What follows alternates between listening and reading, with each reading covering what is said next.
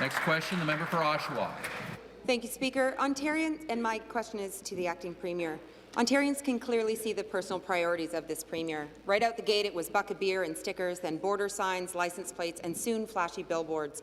All of these endeavours have attracted attention, arguably not the kind that a responsible grown-up government would want, and it isn't the stickers, but instead license plates that will stick with this Premier. And now, despite the non-disclosure and the veil of secrecy around these plates, folks learned yesterday that it was the Premier who personally picked out the plates. We've had glimpses of the Premier's true colours. This is just one more brilliant example of it: blue. Q-tip, blue on blue. Today to media, when answering about Plategate, the Premier shared that it, quote, breaks my heart. So it isn't women and children turned away from shelters, communities without drinking water, or seniors struggling without quality care that breaks his heart.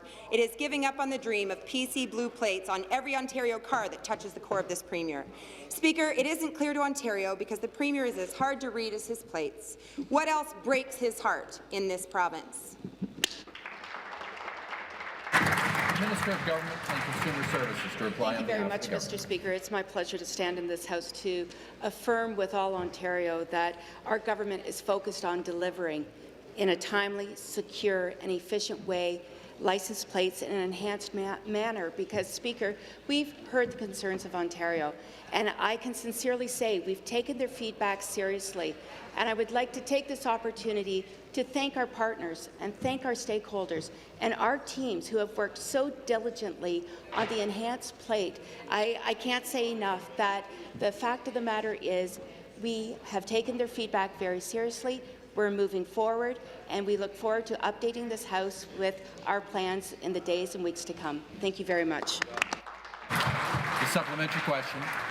Thank you, Speaker. People are mystified about how a responsible group in charge of a province could end up with such an absurd fiasco as these blue vanity plates. Now that we know that they really and truly were the Premier's pick and truly reflective of his party blue branding goals, it seems somehow even more absurd. People are not happy that this government has found a way to protect their secrets with 3M through a sneaky non-disclosure agreement. This was a deal with public money. It shouldn't be allowed for them to hide the details. And this morning to media, the Premier declared that 3M will, quote, pay for it. Well, we will have no way of knowing if they really will pay for it or who will. Are we just supposed to trust this Premier? Because that's not going to happen.